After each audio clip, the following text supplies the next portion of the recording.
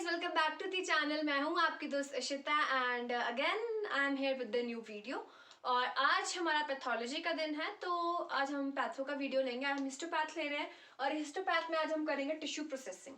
Last time मैंने आपको fixatives और फिक्सेशन कराया था, तो अभी मैं सिर्फ हिस्टोपैथ से ही कंटिन्यू करूँ क्योंकि ये पूरा प्रोसेस मैं चाहती हूँ कि एक पूरी सीरीज इसकी है, फिक्सेशन, टिश्यू प्रोसेसिंग, ठीक है। फिर जो भी हमारे प्रोसेसेस रहते हैं एक टिश्यू को स्लाइड पे बनाने के लिए, ठीक है, आप माइक्रोस्कोपी करते हो तो वो पूरा प्रोसेस मैंने आपको कहा था कि हाँ, पहले मैंने आपको सिर्फ इसका ओवरव्यू दिया था, अब हम ब्रीफ में हर एक प्रोसेस देखेंगे। तो आज हमारा टिश्यू प्रोसेसर है। सो यस, अगर आप मेरे चैनल पर नए हैं तो please do subscribe the channel and let's get started with today's video.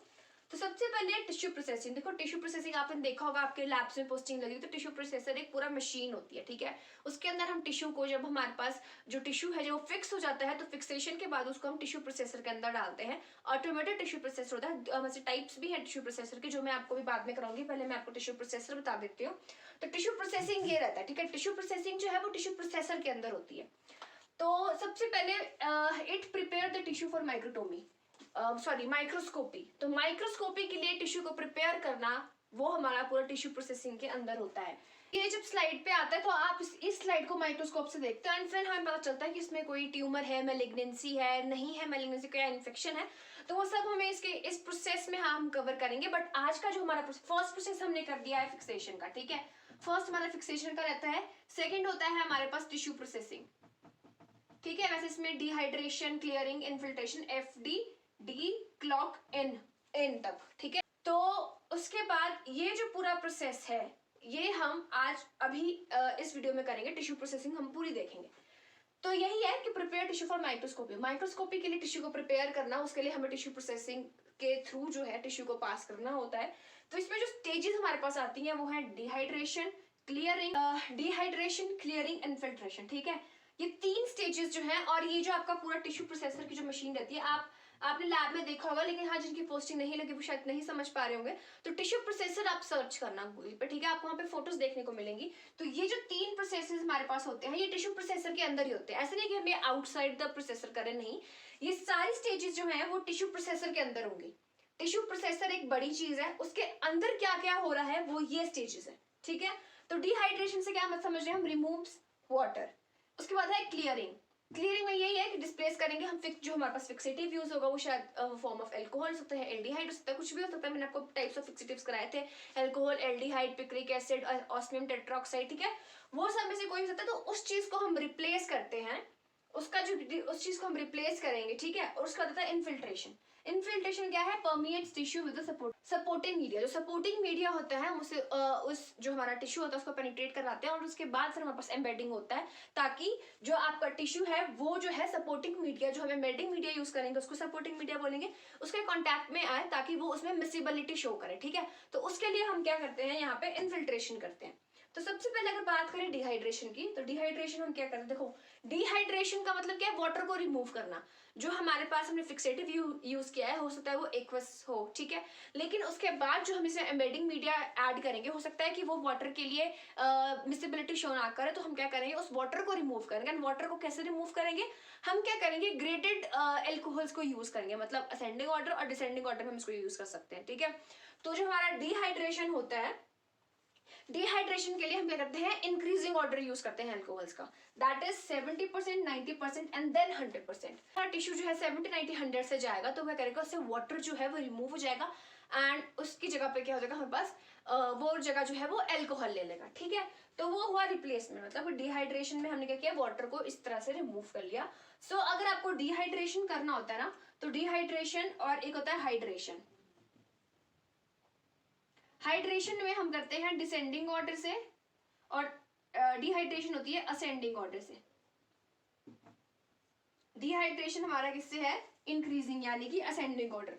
और जो आपका हाइड्रेशन होता है, हाइड्रेशन मतलब वाटर की एडिशन करना, तो उसमें हम क्या करेंगे, डिक्रीजिंग ऑर्डर में एल्कोहल लेते हैं, देखिए 100, 90 फिर 70, ठीक है। तो इस वे में हाइड्रेशन होता है। तो ये आपको पता होना चाहिए कि किस प्रोसेस में किस तरह का हमारे पास एल्कोहल यूज होता है, किसमें असेंडिंग है, किसमें डिसेंडिंग है, वाइवा में भी पूछ जाता है।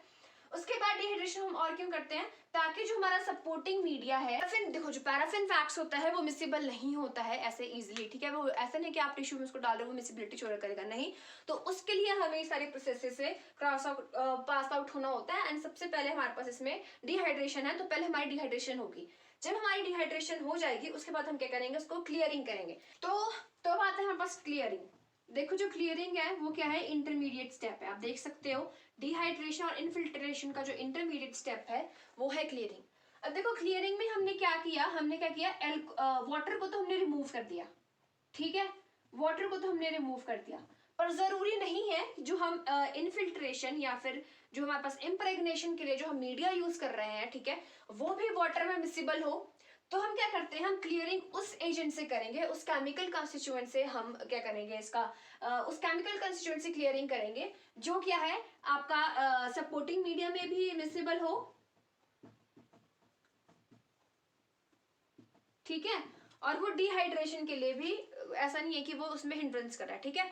मतलब कि हम ऐसा मीडिया यूज करते हैं, क्लियरिंग एजेंट एक ऐसा एजेंट यूज करेंगे जो इसमें भी मिसिबल हो और इसमें भी मिसिबल। तो जो आपका क्लियरिंग एजेंट होना चाहिए वो डिहाइड्रेटिंग मीडिया के साथ भी मिसिबल होना चाहिए, और जो आप यहाँ पे इम्प्रेग्नेशन मीडिया यूज कर रहे हो उसके लिए भी मिसिबल होना चाहिए। मतलब उसकी मिसिबिलिटी इन दोनों के लिए होनी चाहिए। ऐसे नहीं कि किसी एक चीज के लिए मिसिबल है, अगर ये इसके लिए मिसिबल हुआ और इसके लिए नहीं मिसिबल फिर भी हिंड्रेंस होगी। आपका जो एम्बेडिंग पैराफिन वैक्स है वो बिल्कुल भी उसमें क्या है, उसमें बिल्कुल भी सपोर्टिंग मीडिया एक्ट नहीं कर पाएगा। जो पैराफिन वैक्स है वो किसी के लिए भी हिंड्रेंस शो ना करे और वो दोनों में मिसिबल हो, पर जो आप क्लियरिंग एजेंट यूज करोगे वो डिपेंड करता है कि आप कौन से टिश्यू के लिए यूज कर रहे हो और कौन सा टिश्यू आप ले रहे हो, ठीक है। तो बेसिकली हमारे पास जाइलिन हम यूज कर सकते हैं, टॉलिन हम यूज कर सकते हैं, एंड मोस्ट इंपॉर्टेंटली हमारे पास जाइलिन ही यूज किया जाता है एज ए क्लियरिंग एजेंट। बाकी आपको मैं इनकी लिस्ट दे दूंगी कि हाँ कौन कौन से क्लियरिंग एजेंट होते हैं आपके पास, कौन से डिहाइड्रेटिंग एजेंट्स होते हैं। आई थिंक आपको समझ में आ गया क्लियरिंग बेसिकली क्यों है। क्लियरिंग बेसिकली इसलिए है ताकि जो हमारा टिश्यू हम यूज कर रहे हैं, ठीक है, वो जो हम आगे जब उसकी एम्बेडिंग करेंगे तो वो उसमें मिसिबल होना चाहिए। तो मिसिबल बनाने के लिए हम क्या करें, उसको मिसिबल बनाने के लिए हम क्या करेंगे, क्लियरिंग करेंगे, ठीक है। और तो हमारा नेक्स्ट स्टेप जो है वो है इनफिल्ट्रेशन, या फिर आप इनफिल्ट्रेशन को क्या है इम्प्रेग्नेशन भी बोल सकते हो, ठीक है। जो इनफिल्ट्रेशन होता है उसको इम्प्रेग्नेशन भी बोलते हैं, कंफ्यूज मत होना दोनों में, मैं इम्प्रेग्नेशन भी बोल रही हूँ और इनफिल्ट्रेशन भी, तो दोनों ही जो है वो सेम है, ठीक है। अब हम बात कर लेते हैं इनफिल्ट्रेशन की। तो हम बात कर लेते हैं इम्प्रेग्नेशन की। तो इम्प्रेग्नेशन क्या होता है, हम जो हमारे पास टिश्यू कैविटीज होती है उनको सैचुरेट करते हैं, ठीक है, सैचुरेशन ऑफ टिश्यू कैविटीज। जो आपका टिश्यू कैविटीज होता है उनका सैचुरेशन के लिए जो हम करते हैं इम्प्रेग्नेशन करते हैं, ठीक है। एंड सबसे बड़ा जो हमारे पास इम्प्रेग्नेशन जो इम्प्रेग्नेटिंग एजेंट यूज किया जाता है वो बेसिकली वही होता है जिसे हम एम्बेडिंग करते हैं। क्योंकि हमने एम्बेडिंग मीडिया को ही टिश्यू में मिसिबल बनाना है, इसलिए हम क्या करते हैं उसको उसी के कॉन्टैक्ट में हम सैचुरेशन करते हैं, जिससे हमने क्या करना है आगे चल के एम्बेडिंग करना है। मोस्ट कॉमनली हम इम्प्रेग्नेटिंग एजेंट जो यूज करते हैं वो होता है पैराफिन वैक्स। तो जब ये हॉट होगा तो ये बिल्कुल मतलब मोल्टन फॉर्म में होगा, एंड जब ये कोल्ड होगा तो सॉलिडिफाई हो जाएगा, ठीक है। तो ये हुआ हमारे पास बेसिकली इम्प्रेग्नेशन में हम क्या यूज कर रहे हैं। अब जो आगे चल के हमारे पास एम्बेडिंग होगी, जो एम्बेडिंग मीडिया की जो प्रॉपर्टीज होती है वो सेम होनी चाहिए टू द इम्प्रेग्नेटिंग मीडिया और एम्बेडिंग मीडिया की प्रॉपर्टी सेम होनी चाहिए, क्योंकि हम एम्बेडिंग उसी से ही करेंगे जिससे हम इम्प्रेग्नेशन कर रहे हैं। मैं आपको बार बार यही कह रही हूँ कि जो इम्प्रेग्नेशन जिससे हो रहा है उसी से हमारे पास एम्बेडिंग होगा। जो आप पैराफिन वैक्स यहाँ पे यूज करोगे ना, आगे चलिए एम्बेडिंग करोगे तो एम्बेडिंग में भी हम पैराफिन वैक्स जो है जनरली यही यूज किया जाता है लैब्स में, और भी बहुत ज्यादा होते हैं बट बेसिकली हम इनको ही परफॉर्म करते हैं। अब जब हमारे पास सफिशिएंट क्लियरिंग हो चुकी है तो उसके बाद हम इम्प्रेग्नेशन करेंगे, ठीक है। अब इसके लिए आपका जो कंडीशंस क्या रहती है, टेम्परेचर, टाइम एंड वॉल्यूम, ठीक है।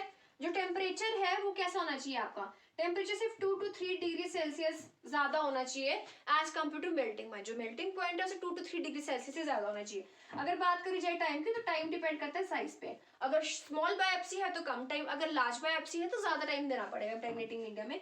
अगर बात करी जाए वॉल्यूम की तो वॉल्यूम जो है 20 to 25 टाइम से ज्यादा होना चाहिए टू द, ये भी साइज पे डिपेंड करेगा, ठीक है। जो साइज है आपके टिश्यू का उससे 20 to 25 टाइम ज्यादा हमने लेना है अपना इम्प्रेग्नेटिंग मीडिया। ये है कुछ कंडीशंस जो आपको याद रखनी है इम्प्रेग्नेशन के टाइम में। ये 3 फैक्टर्स अफेक्ट करेंगे इम्प्रेग्नेशन। अगर टाइम बहुत ज्यादा हो जाए, अगर टेम्परेचर बहुत ज्यादा हाई होगा ना तो पूरी मॉर्फोलॉजी खराब हो जाएगी। तो अगर बात करी जाए टाइम की तो टाइम साइज को देख के ही देना है, ऐसा नहीं कि आप स्मॉल बायोप्सीज को बहुत टाइम दे रहे हो, लार्ज बायोप्सी को कम टाइम दे रहे हो, तो फिर से आपका आगे एम्बेडिंग में ही प्रॉब्लम आएगा। एंड अगर बात करें वॉल्यूम की, अगर वॉल्यूम बहुत कम है तो फिर से वही मिसेबिलिटी का ही इशू आ जाएगा। आगे जब हम एम्बेडिंग मीडिया में इसको एम्बेड करने की कोशिश करेंगे तो वो एम्बेडिंग नहीं हो पाएगी ढंग से। तो ये था पूरा टिश्यू प्रोसेसिंग, ठीक है। ये समझ में आ गया डिहाइड्रेशन हम कैसे करेंगे, क्लियरिंग एजेंट का मतलब, क्लियरिंग का मतलब क्या है, और इम्प्रेगनेशन इन्फिल्ट्रेशन का मतलब क्या है। सो आई होप आपको वो समझ में आ गया होगा। अब हम बात कर लेते हैं कि कौन कौन से डिहाइड्रेटिंग एजेंट हम यूज कर सकते हैं, कौन कौन से क्लियरिंग एजेंट यूज किए जाते हैं, कौन कौन से इम्प्रेगनेटिंग या फिर इन्फिल्ट्रेशन के लिए जो हम एजेंट्स यूज करते हैं वो कौन कौन से होते हैं, ठीक है। उसके बाद मैं आपको टाइप्स ऑफ टिश्यू प्रोसेसर बता दूंगी, बट फिलहाल हम इनके नाम कर लेते हैं कि डिहाइड्रेटिंग एजेंट्स कौन से हैं।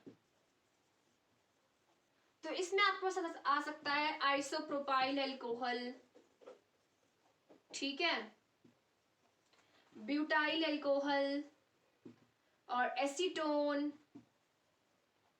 मिथेनॉल, ठीक है। तो ये मैं आपको 4-5 एग्जांपल बता दूंगी, बाकी नोट्स आपको प्रोवाइड हो जाएंगे। तो ये कुछ ऐसे केमिकल्स हैं जिनको आप as a dehydrating agents use कर सकते हो।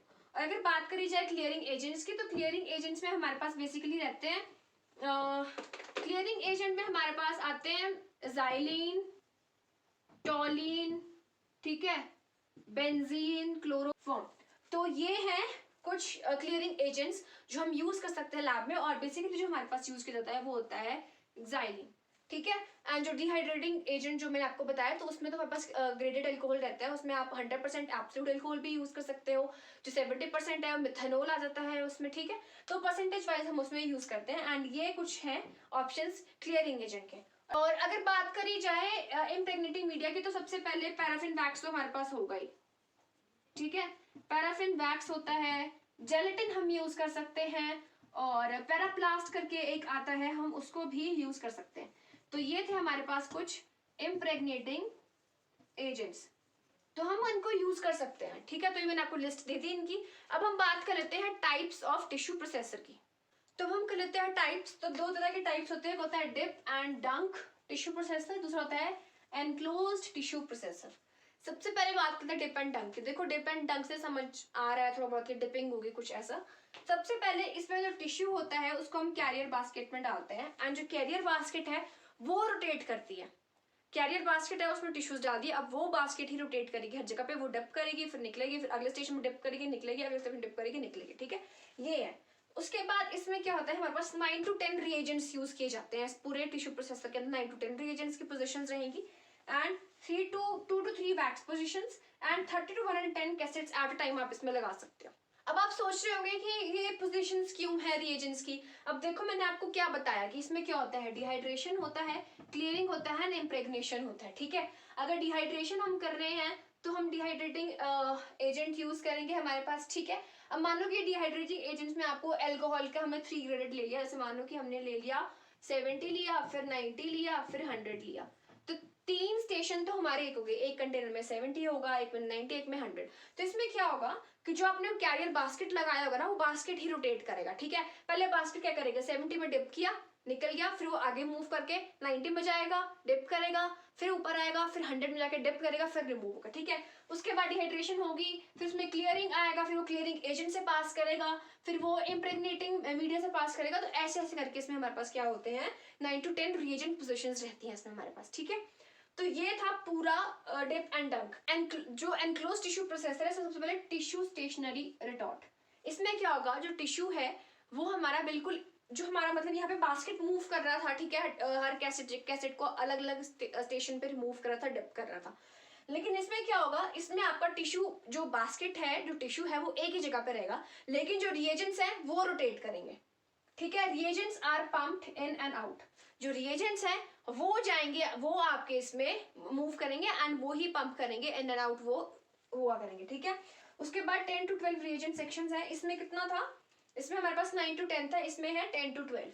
इसमें 3 to 4 वैक्स पोजीशंस हैं, इसमें क्या है 2 to 3 वैक्स पोजीशंस। अब वैक्स पोजीशंस क्यों है, जो वैक्स है, वैक्स से तो हम इसके इम्प्रेग्नेशन कराएंगे, फिर एम्बेडिंग होगा, ठीक है। तो इसमें 3 to 4 वैक्स पोजीशंस है, इसमें 2 to 3 वैक्स पोजीशंस है। अब इसमें कैपेसिटी थी 30 to 110 की, इसमें क्या है 100 to 300 कैसेट्स की कैपेसिटी, ठीक है। अब कैसेट्स वो चीज़ है जिसके अंदर आप टिश्यू जब फिक्स करते हो, जब आप टिश्यूज के अंदर डालते हो, तो वो उसको कैसेट बोलते हैं। वो आगे जब आपका टॉपिक आएगा एम्बेडिंग का जो टॉपिक आएगा उसमें मैं आपको कैसेट्स का भी टॉपिक कराऊंगी। सो ये थे 2 टाइप के टिश्यू प्रोसेसर्स जो हमारे पास बेसिकली होते हैं। एंड आपको नोट्स प्रोवाइड हो जाएंगे, नोट्स को स्टडी आउट करोगे ज़्यादा समझ में आएगा। मैंने आपको ओवरव्यू दे दिया है हर चीज़ का। वैसे तो मैंने शायद अपनी तरफ से मैंने कोशिश किया है कि हाँ मैं आपको डीपली बताऊँ। अगेन मैं यही कहूँगी कि मैं आपको गाइड कर सकती हूँ, I am not a teacher, ठीक है। मैं आपको सिर्फ गाइड कर सकती हूँ और बाकी आपको पढ़ना खुद पड़ेगा, कॉलेज में भी आपको कराते हैं, बस मैं आपको गाइडलाइन प्रोवाइड करने की कोशिश करती हूँ। सो यस, यही था आज का टॉपिक एंड आई होप आपको ये समझ में आ गया होगा। भी कुछ टर्म्स ऐसी आएंगे जो आपको लग रहा होगा कि एम्बेडिंग क्या है, ये क्या है, वो क्या है। जब मैं आपको पूरा प्रोसेस करा दूंगी ना, एक बार जब पूरा सारा टॉपिक कंप्लीट हो जाएगा, तब आपको समझ में अच्छे से आ जाएगा कि हाँ एक्चुअल में ये चीज़ है क्या, ठीक है। सो yes, that's it for today and कोई भी क्वेरी होगी इंस्टाग्राम पे डीएम कर देना या फिर कमेंट सेक्शन में पूछ लेना, I will do reply. So yes, that's it for today and मिलते हैं आपसे अगली वीडियो में। Till then take care, good bye.